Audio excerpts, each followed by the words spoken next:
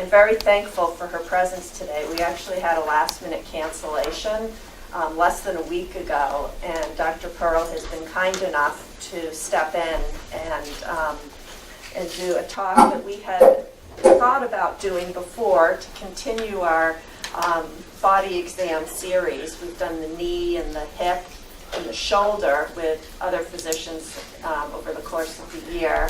And Dr. Pearl is going to go through the spinal exam with us. So we're very excited about that because I do a spine exam. It's okay. And I always would like to hone it and make it better. And I'm sure everybody here feels the same way about it.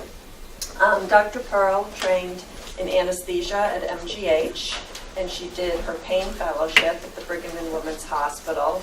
She was co-director of the pain center at St. Elizabeth Hospital for several years, and now she has her own clinic in Framingham and here in Needham for the past couple of years. And we are very happy to have you speak to us today. So thank you so much, Dr. Pearl. Okay, so this morning, before I get into the examination, I'm just going to talk a little bit about the problem of back pain in the United States. We'll review the anatomy of the spine and talk about the degenerative process that leads to back pain. Remind me of a couple of models to just pass around because I think it's pretty fun to hold it and move it as I'm telling you about flexion and extension. I'll talk about the approach to diagnosing back pain. Then we'll go through the exam and encompass in the exam the common conditions and how to look for them. So the epidemiology of spinal pain, I think you've probably heard this a lot. It's mostly the beginning of most back talks, that it's just, back pain is very pervasive. 70 to 90% of the population of all people in developed countries will have low back pain at some time in their life. Once they have back pain, the likelihood is about 75% that it's going to recur in 5 years. The prevalence of chronic low back pain, over 100 million Americans are affected. It's about 23% of the population suffer from chronic low back pain, and 15% have neck pain. And it's costly. It's been estimated in 2011 that the cost to society in the United States is $630 billion per year, and that includes things like missed work as well as healthcare expenditures. In 2005, it was estimated that $86 billion are spent on healthcare expenditures related to treating low back pain. And one thing that's worthy of note is the cost of spinal fusions has increased considerably. From 1998 to 2008, there was a 7.9-fold increase in costs. Went from $4.3 billion in 1998 to $33.9 billion. So it's approaching half, of healthcare expenditures on spinal fusions. And the sad fact is that 37% of people who undergo back fusions don't feel much better as a result. Between 1998 and 2008, degenerative disc disease was the third most common reason for having a fusion. It came after instability and painful facet arthropathy. But it's just becoming more and more common to have degenerative disc disease as the diagnosis for fusion.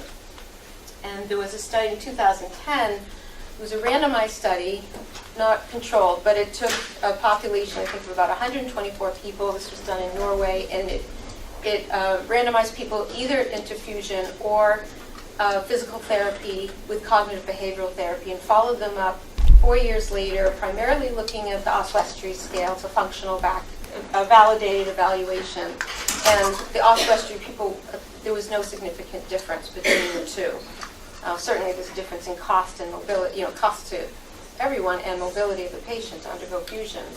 Fear of avoidance behavior was actually better in the PT and cognitive behavioral therapy group than the people who had undergone fusion. And then there was a study done to try to look at who might be, is in a selection problem. And at this point, there's still not a great idea of who are best candidates to undergo fusion. So we're just going to jump right into the case so we can get going with our exam. It's a fabricated case, but it's one I see very common. You'll recognize it. So this is a 68-year-old man, former construction worker, who has a history of chronic low back pain.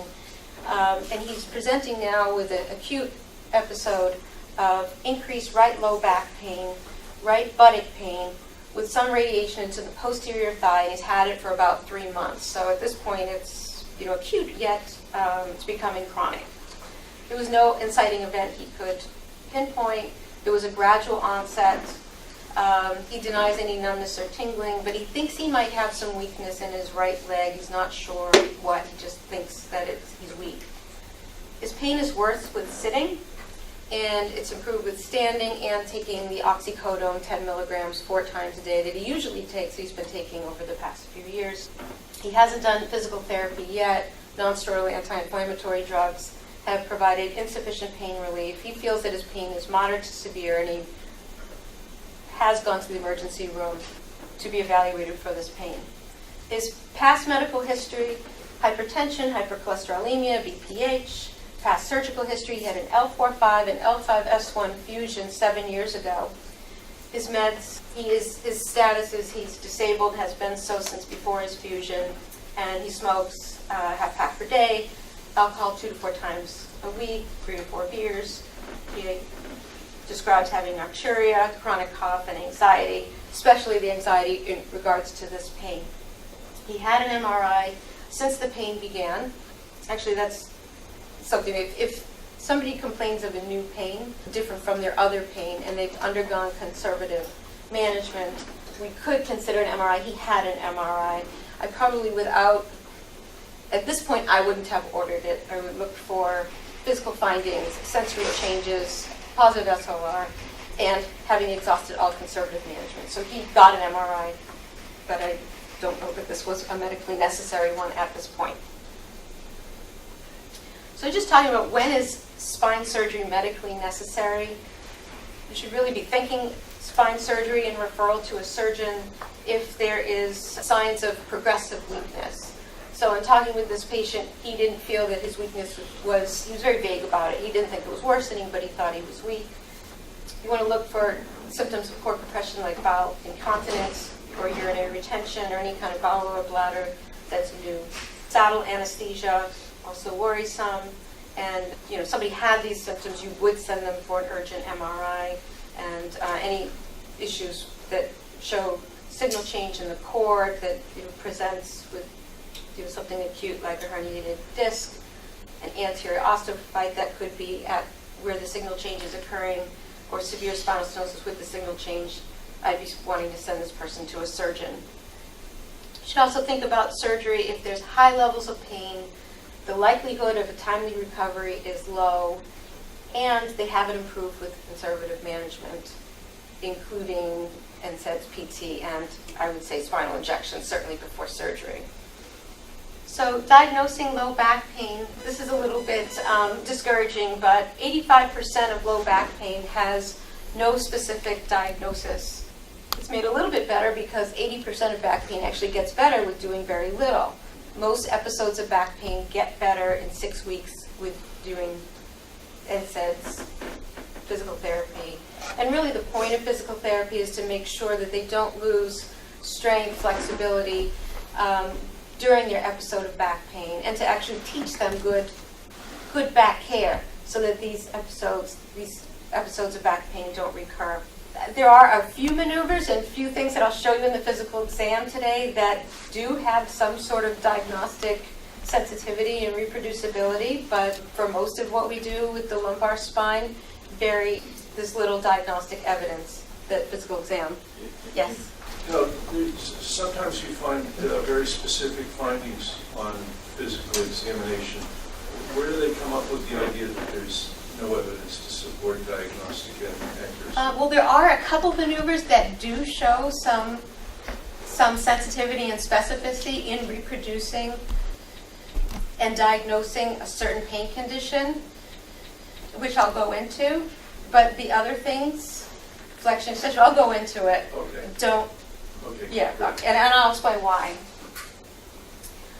So the field of interventional pain has arisen and developed and persists because of the difficulty with diagnosing the cause that a particular structure is the cause of the pain. That the exam really doesn't pinpoint. And even there are certain maneuvers that I'll tell you about that are suggestive, but if we only try to treat, say, facet pain or do facet injections because somebody has pain with extension and rotation, we're going to miss certain people, that do suffer from facet arthropathy but just don't have pain with that particular maneuver.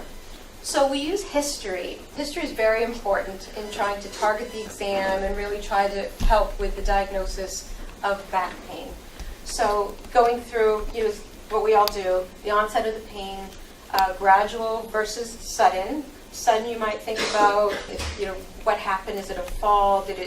A car accident? Compression fracture with somebody with osteoporosis, that could be sudden. So you're just thinking about mechanisms of the pain. If it's gradual, it may be more like a degenerative condition.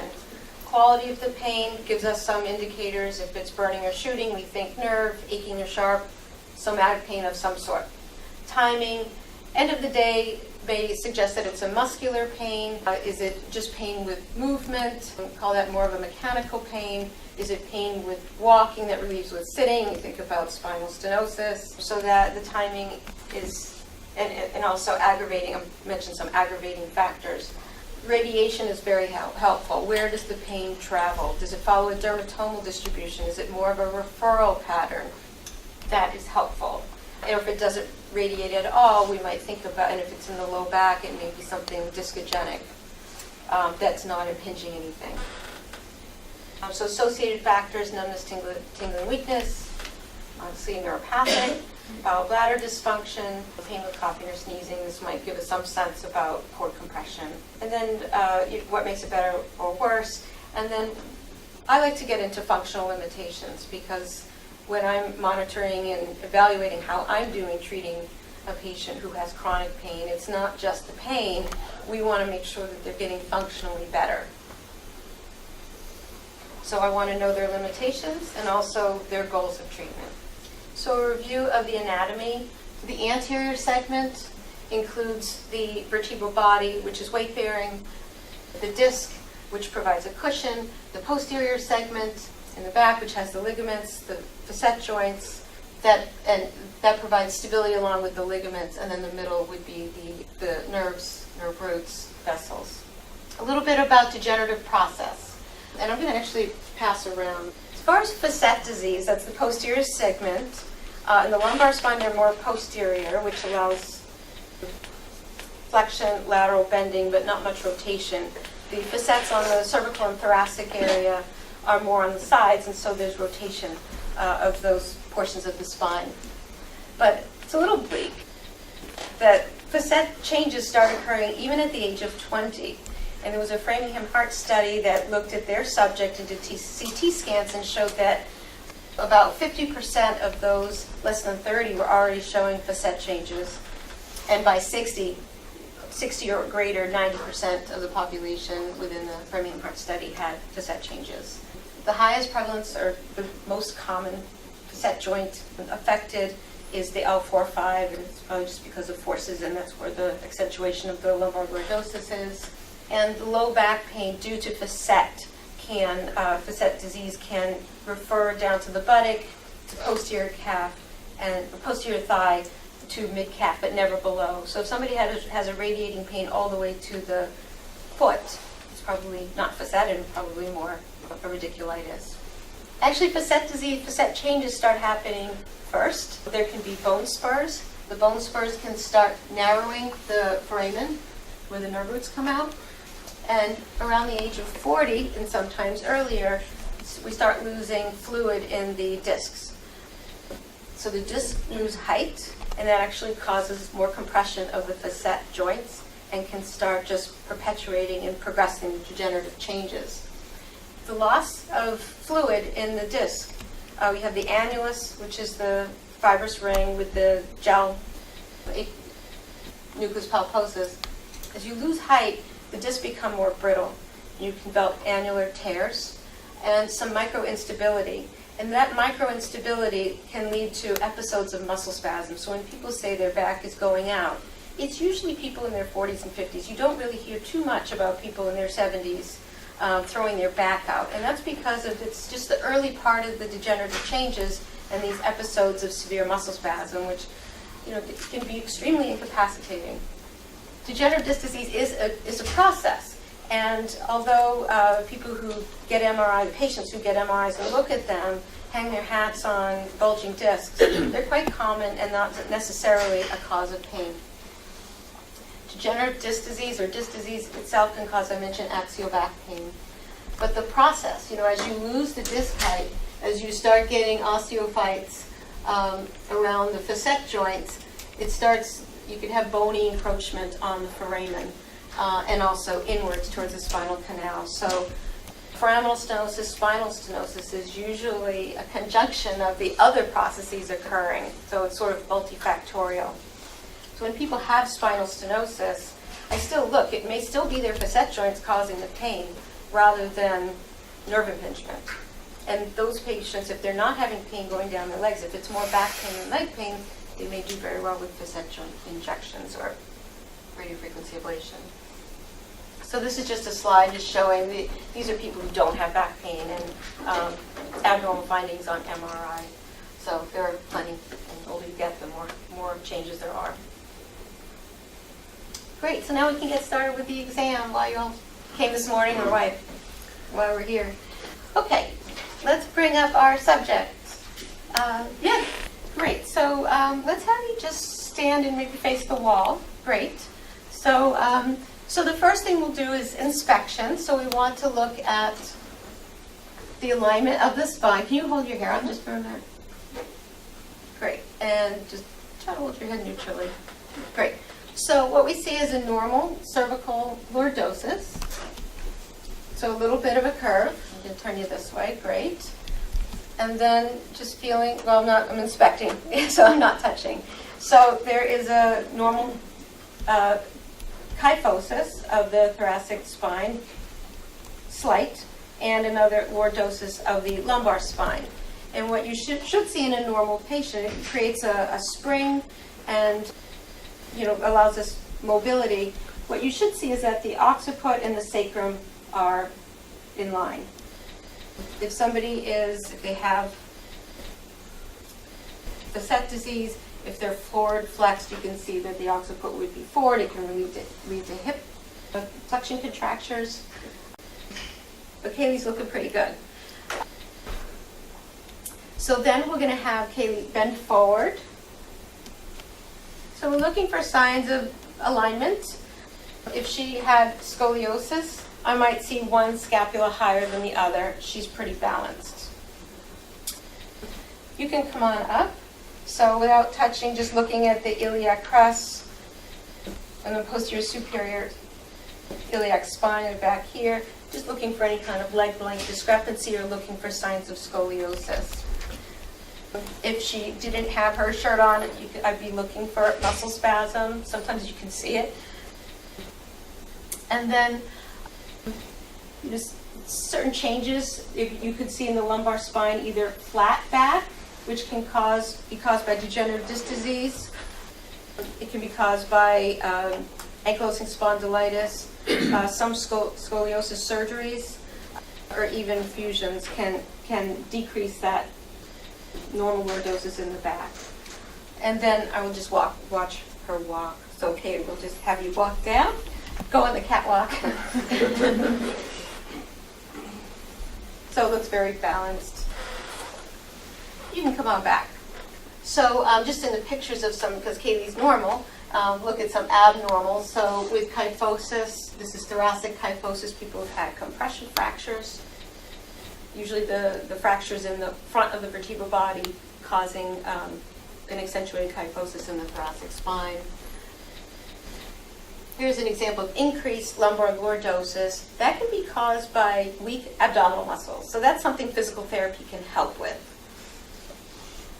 Now there's scoliosis that's skeletal, and sometimes there's scoliosis that's postural due to muscle spasm. When patients lean forward who have had postural due to muscle spasm, scoliosis, it should actually get better. So that's one way to tell the difference. So then we'll start with palpation. I usually start from the neck and go down. I palpate the spinous processes. And I'd be focusing and going slower at the areas where somebody says they have pain. But by pushing on the spinous processes, we're also putting pressure on the whole vertebrae. So it could be painful with somebody with a compression fracture. Going all the way down. Then I would go in the interspaces as well. I could do it on one pass, but here I'm doing it on two just for the sake of... So that's sort of feeling where the discs are. Now, we are not wired neurologically to be able to discriminate beyond 2 vertebral body levels. So if somebody's pointing to where their pain is, it could be a level above, it could be a level below, you can't really pinpoint. So then I would go to the paraspinal muscles. So that's just on the sides. So I might just do one side first and just say, let me know, I'm going to press down the side and just let me know where you have tenderness. Anything hard? One thing hard is I'm standing behind her, I can't see her face. I can't see if she's grimacing, so just ask her, please speak up if anything hurts you. And then for muscles, we have the scalene muscles on the side of the neck, upper trapezius, which comes this way, down here. Rhomboids are on the medial aspect of the scapula, coming down all the way to the paraspinal muscles. Quadratus lumborum is on the sides. They insert at the iliac crest, and then at the L4 and L5 transverse processes. And that's when people say they have more lateral pain. It's not spinal, it's probably muscular. So I'm trying to target that. Is the piriformis muscle. We're going to go into that later, but it inserts inside the trochanter, the greater trochanter, and then at the sacrum. Cover everything.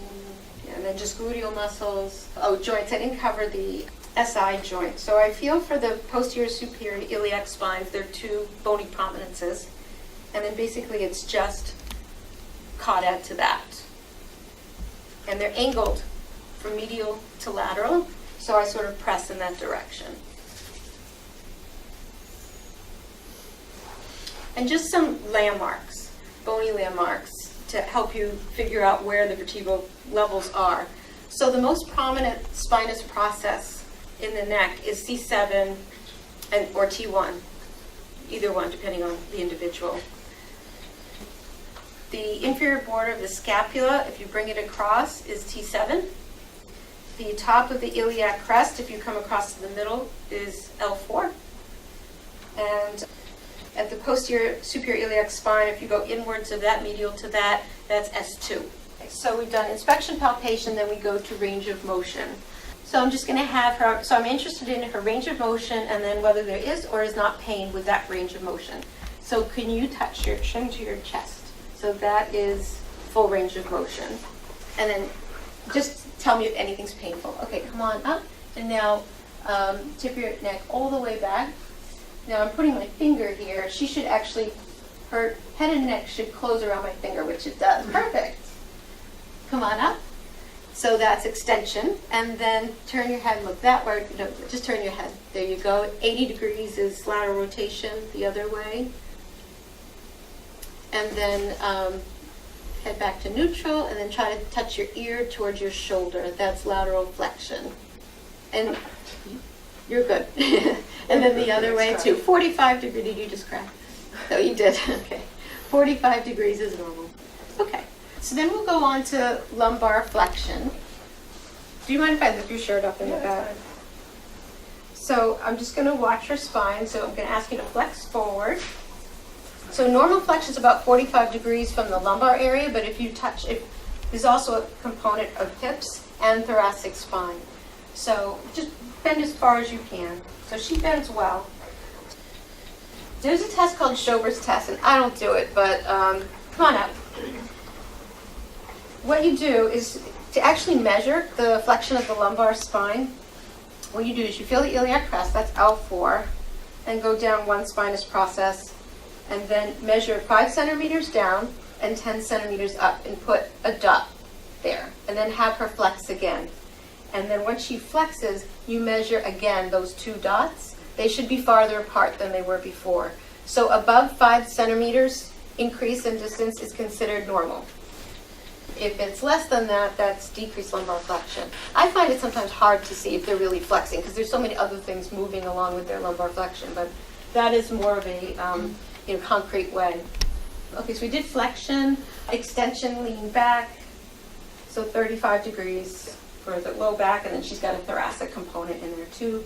Come on up, and then with the lumbar spine, there's very little rotation, so I usually just ask them for to do lateral flexion. So bend to the side, I hear a teapot, and then go the other way. Good. So I ask them if they have pain. If they have muscle spasm, it's usually pretty painful on the opposite side if they have muscle spasm. So, that's one way to try to tell apart facet pain versus muscle pain, is if they flex to one side and it hurts on the opposite side, it's most likely muscular. If it hurts on the same side, it could be facet. Which muscle is causing the pain? It could be the erector muscles, the paraspinal muscle. Paraspinal sort of like includes a lot of muscles, but you have to actually just palpate. So once they say it's muscular, then you can sort of dig in and start palpating. But really, you can just feel and push on the things that are superficial. It could be psoas muscle. Actually, I didn't even put that in my slides. But psoas muscle is a very deep muscle that when you bend to the one side, it could pull. And I'll just say it now because it's not in the slide, is if you do extension of the hip, if that reproduces the pain, that could be psoas muscle, or doing hip flexion against resistance, that engages the psoas muscle. So that's like one of those muscles that you can't, it's just too deep to feel. So here's just in the skeletal image of flexion, you can see when patients flex, they're loading the front of the spine. So if somebody has a compression fracture, maybe disc disease, that's going to hurt. Flexion actually opens up the facet joints back here. You can see they're open here, and there's more room for the nerve foramen. So if it feels better with flexion, it could be a facet issue. If it feels worse, it could be something going on the anterior spine, but it still could be muscular. And that's why we can't tease it apart. And extension loads the posterior spine, so you can see the facet joints are compressed. There's less room for the foramen. So it's, I think that's one of the reasons why it's hard to pinpoint exactly the structure that's causing pain. So now we'll do some maneuvers. You're tall and I'm not. Let's have you sit here for the cervicals. Okay, so one is compression test. So this just pushes down on everything. So it could cause potentially impingement on a nerve. It could put pressure on the disc. So I just push straight down and ask if there's pain. Then I'll do Spurlings, which is, it's lateral flexion, so tip your head to the side, and then pushing down. So pushing down, that actually could impinge on a nerve. And so if somebody has a cervical radiculitis, and that maneuver reproduces the pain, it's positive if they get pain going down their arm. And then you want to know, does it reproduce your pain? I mean, you could actually cause pain by some of the things that you do, but is that the pain that they're complaining of? And so if they do get, if they do get pain down their arm, where is it going? So is it positive, and then what do they feel? And then, you can do Spurlings both sides. Do facet loading. It looks a little like a Spurling, but it's different. What you're doing is trying to just put pressure on the facet joints. So it's the same kind of lateral flexion, maybe not as much, but then it's extension, but no compression, or a little compression. And I just want to know if it hurts on the same side. So facet loading is similar. It's extension and lateral flexion for the back. One step forward so I can come behind you. Thank you. You can either do it passively or actively. I just think I do it actively. I do it passively because I think it's just faster, and I don't have to explain what I need them to do. But one active way to explain what facet loading is say, pretend that you're going to back up in the car and you're going to look behind. So I have you do that. Yeah. So lean back and look behind. So you want to get some extension there. Good. and does that hurt your back? So I usually just put my hand where the facet joints are and then just pull. So that's facet loading on the right side, and I want to see if they have pain in the side where I'm pressing. Sometimes I say pain on the opposite side. But this is one of those non-specific tests, because when I'm doing extension, I'm engaging not just the joints or compressing them, but I'm also stressing muscles. And while I'm here, I've already pressed on the SI joint. Okay, so we're going to do a straight leg raising test. So I just lift at 30 degrees. It's between 30 and 70 is what you want to get to see if she has pain going down her leg in a radicular fashion.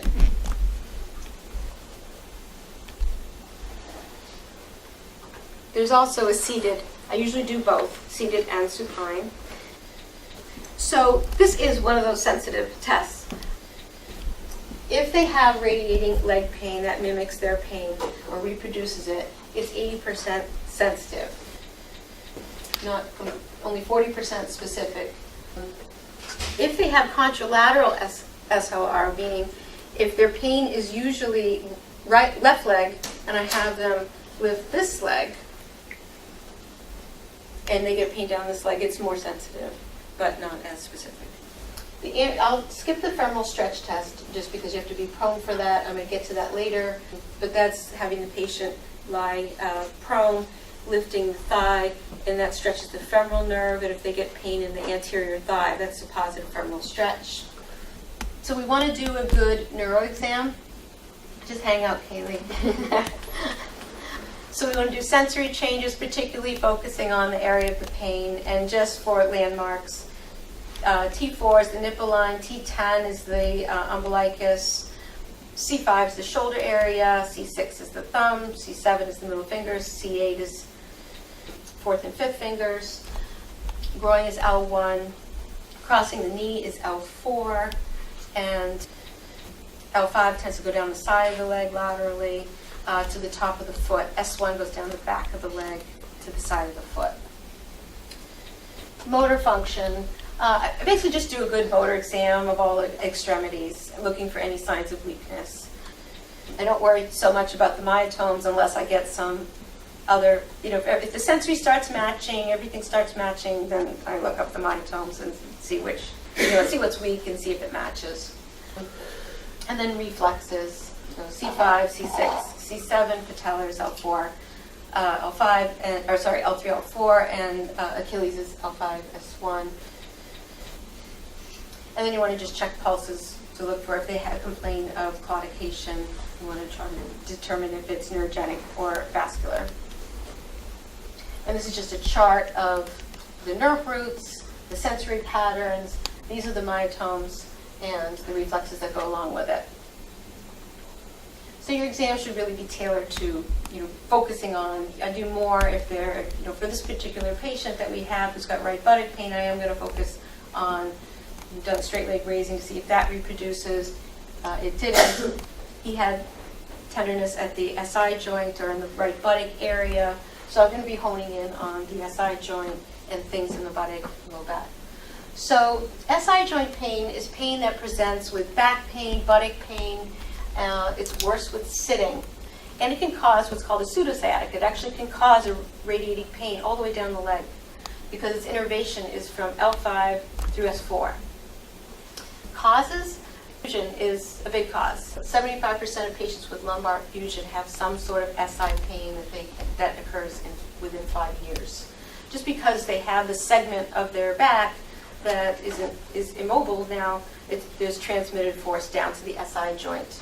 It's a synovial joint. The upper portion is fibrous, but the bottom part has more of a capsule, and that the lower third is usually the painful part. People who run a lot or have an altered gait, people who have knee pain and knee arthritis, who are limping all the time, can develop SI joint pain. So they can be tender at the SI joint where I showed, and then I'll go through the maneuvers. Now this is one of those things that actually has been shown to be reproducible. If patients have, I'll show you 6 maneuvers. 3 of the 6 are positive, then that is a sensitive test, that is the cause of the pain. 94% sensitive and specific. If you just do 2 of the 4, it's 84% sensitive. All right, so I'm going to show you how to do these SI maneuvers. So we're going to start with Faber, or Patrick's test. It's flexion, abduction, external rotation. So flexion of the hip, abduction, and external rotation. This stresses the SI joint. It also stresses the hip joint, so it's not that sensitive in and of itself. Then I'm going to do a thigh thrust. So I bring the thigh to 90 degrees, and I push straight down. This is thigh thrust. So if that causes pain, that's positive. Then we're going to do distraction. So you cross your arm, one hand on the ilium, or the iliac crest, and then I'm literally distracting the SI joint, pulling it apart. So I just put pressure apart. Let me know if I hurt you. Okay, so that's the SI joint, and then that's the distraction. And then I'm going to have you roll on your side. And this is called compression. We call it the taco sign. So we just, now you have to be careful. If you're pressing on the greater trochanter, it could be causing, they could say it hurts, but you want to know where it hurts. I could be pressing on a bursa and causing pain, but different. So I want to just, I usually stand on a stool for this, but you want to get straight up and push straight down. Are you pushing on the hip or are you pushing on the anterior superior spine? I'm pushing just on the side of the ilium, Okay. because I'm just trying to compress the SI joint. So that's the 4th one, Ganslin's. I'm going to have you roll back, and you can stay on the edge of the bed. Come over this way, roll back. So Ganslin's, what you're doing is you're anchoring the ilium by flexing the leg. And then we're going to drop this leg over. And that's causing a rotational force on this SI joint. So, and I'm pressing down. Hopefully that's not painful. And so I think I've done them all. There's Yeoman's test. Yeah, we might as well do it. So we'll just have you roll over. Okay, so I'm stabilizing the low back and just bringing the leg up, pulling. Now this is also hip extension. This could be stretching the psoas muscle, and I'm also putting stress on the SI joint, which is why these things makes it hard to be diagnosed. Okay, and that femoral stretch test would be bending the knee more and pulling up to really stretch that femoral nerve. So you want to know if it hurts and where it hurts, because if it's causing a pain but not where their pain is, that's not really helping you with your diagnosis. You're good. You can turn over. Does anyone have any more questions about those? Yeah. Do you ever think about doing just one of those, and which one you can choose? I usually do the Patrick's test, and if it's negative, I don't. And if they're not having buttock pain, I usually move on. But because what I do, just something very fast for time. I do the straight leg raising. I do hip flexion, I do external rotation. I've just covered a lot right there. Yeah. If anything's more painful, then I'll just lean and do thigh thrust. If that's painful, lead me to do more things. So that's sort of how I do it to be efficient. So piriformis syndrome. So right, buttock pain, another source of buttock pain is the piriformis muscle, which is a hip external rotator, an abductor. This is it right here on the screen. It overlies the sciatic nerve, and then there's some variations of normal. Actually, the sciatic nerve split into the posterior tibial and common perineal nerve, and actually will run through the muscle.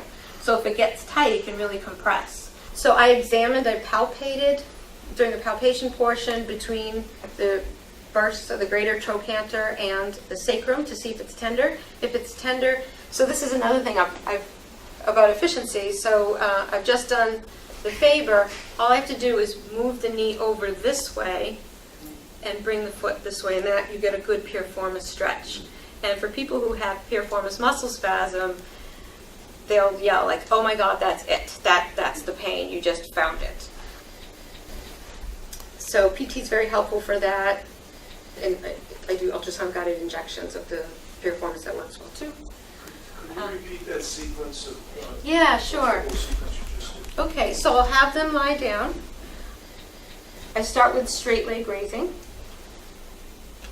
I do hip flexion, so I'm checking range of motion if there's pain. Then I'll move it over to Patrick's. If anything's, and then if I just have to go this way, that's piriformis. So that's pretty easy. I've just done about 5 things. From a history standpoint, any clues that somebody might have piriformis problems? They talk about pain with sitting. They feel like there's a cramp in their butt. And then when I press, it's usually pain lateral to the SI joint.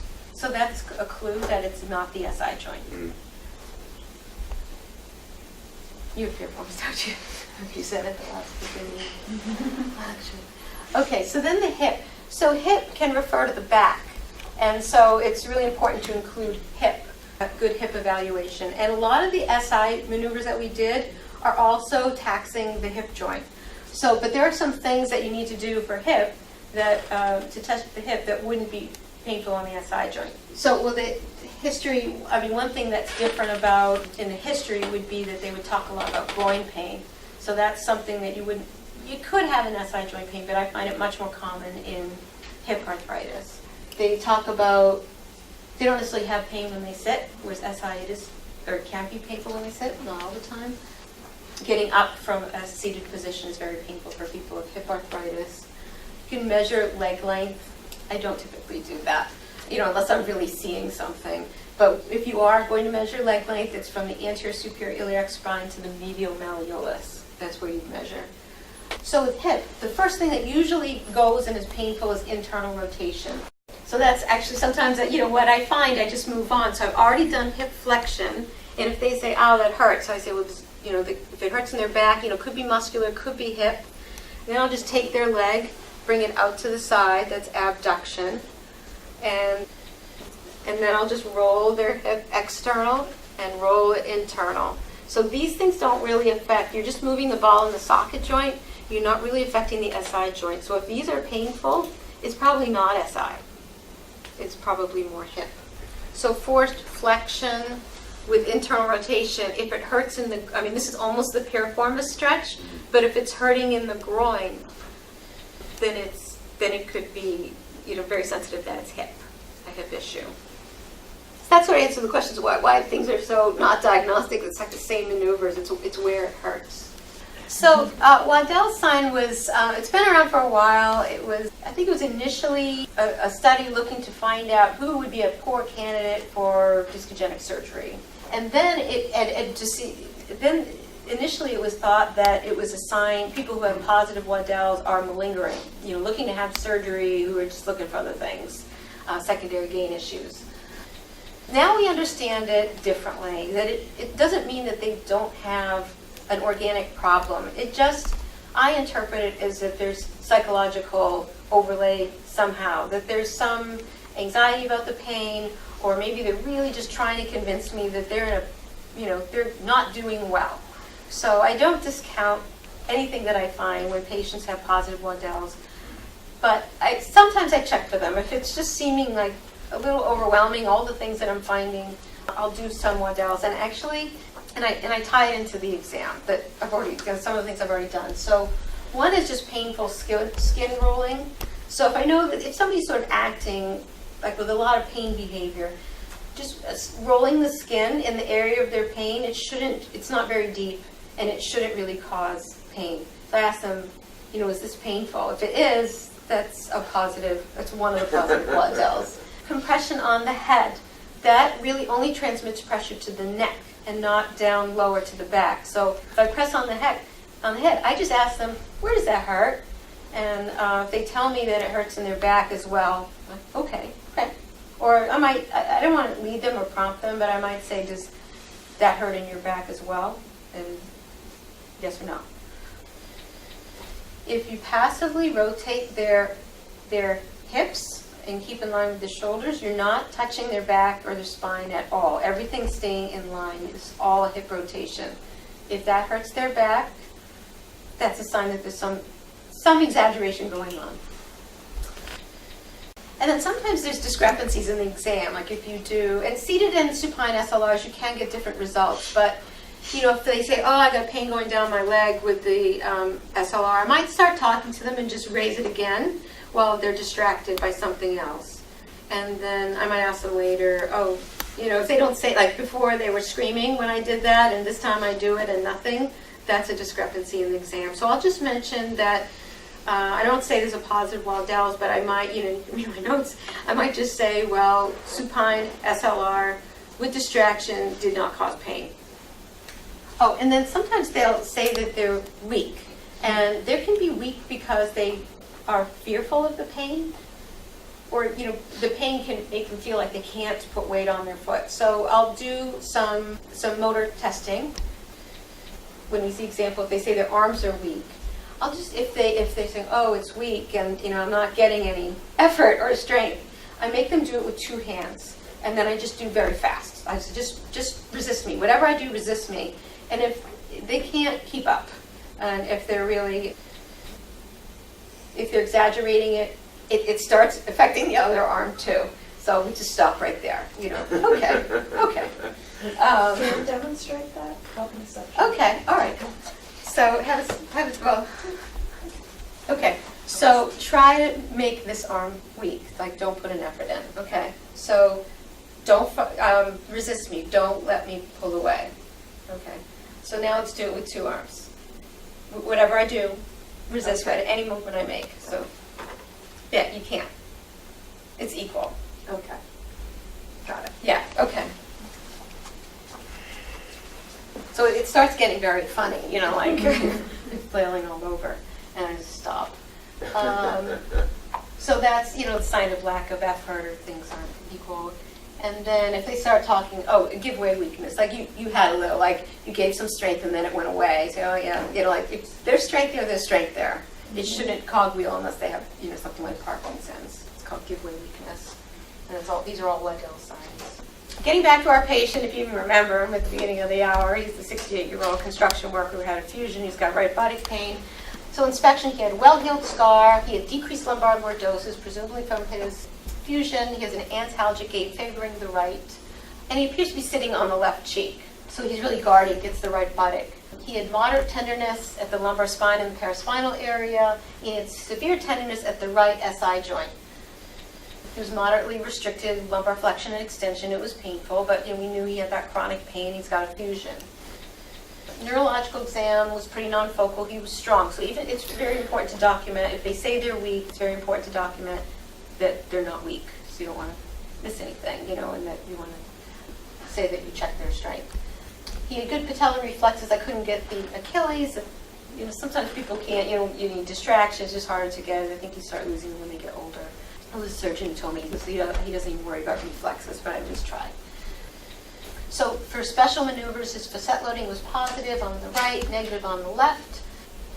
SLR was negative, supine and seated. But when I started doing the SI maneuvers, he had 3.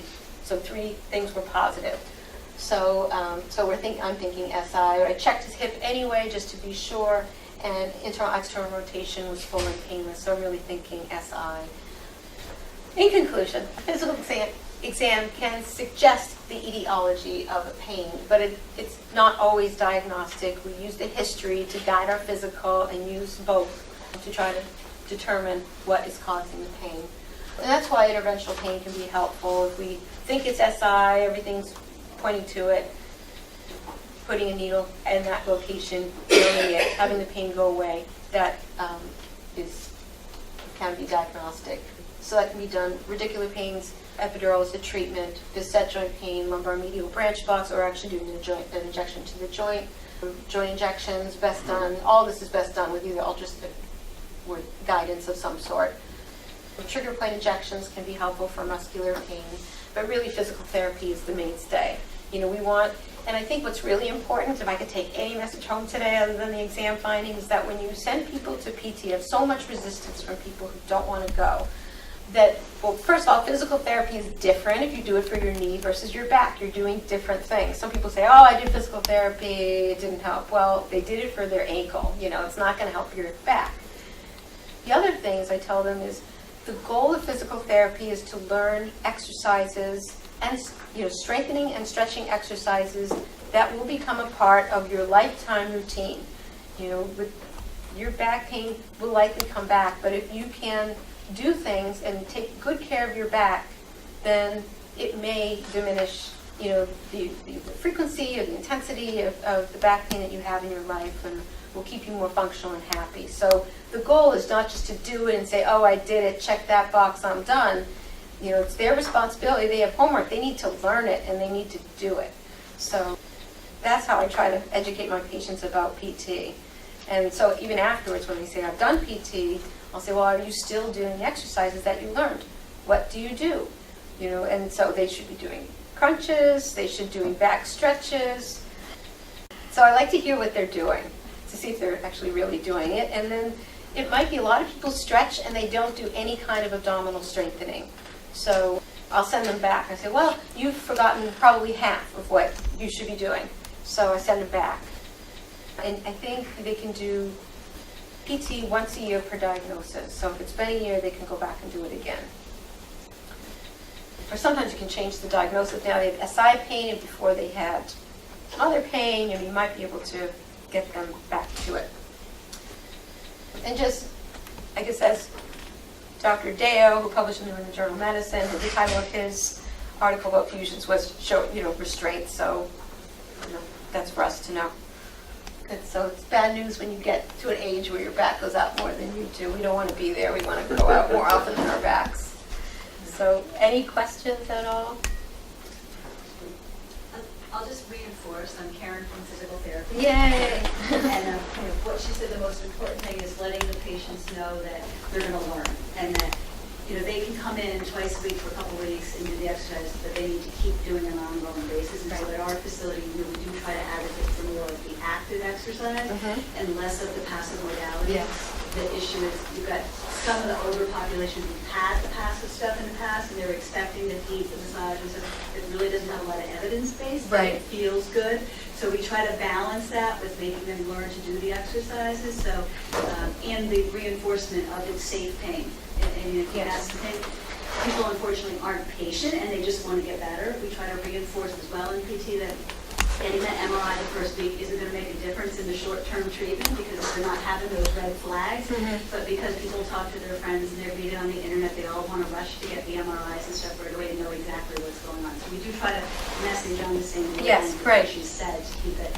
And be respectful of people's large co-pays and deductibles. So a lot of times when they come in, we want to teach them in a few visits, or their time, they don't want to take time away from work. We'll try to really make it effective sessions so that they get the information they need and they can keep it up at home on their own basis. Terrific. Comment. Yes. I think the title of your talk ought to be Why You Don't Need an MRI. Yeah. In your comment, the bullet point number 3 that was previously referenced in one of your early slides about the non-specificity of the exam, I think in most cases, numbers could probably support the same statement for MRI. Yeah. With the exception of the red flags, Right. which I think we've already mentioned, it would be interesting to see how many patients who had an MRI had a diagnosis that led to a specific intervention that actually cured their low back pain as a Right. result. I think it would probably be less than the functional exam that you did that leads to more specific treatments addressing that. And so, I think all of these things are really useful. They're time-consuming, which is the difficulty in primary care. But after patients have been thoroughly processed by the spinal industry, Right. most of us And you're right. end up I mean, the trying to hospitals treat are very them quick to conservatively. put up spine centers, it helps fill their operating rooms. And so I think I'll make a plug for my practice that we really try to take a holistic approach, try to get people more functional, try to keep them away from surgery unless, the conservative things we've done haven't helped, and, we're not in the surgical consult room, but, we will caution about fusions. Don't expect that you're going to get much pain relief. You really may not. Most of the time, the MRI shows so many abnormalities that are non-specific and Yeah. don't really help understand the pain. Agreed. Okay, have a great day, everybody. Thank you so much. We had our pearls from Dr. Pearl. Thank you. Nice work.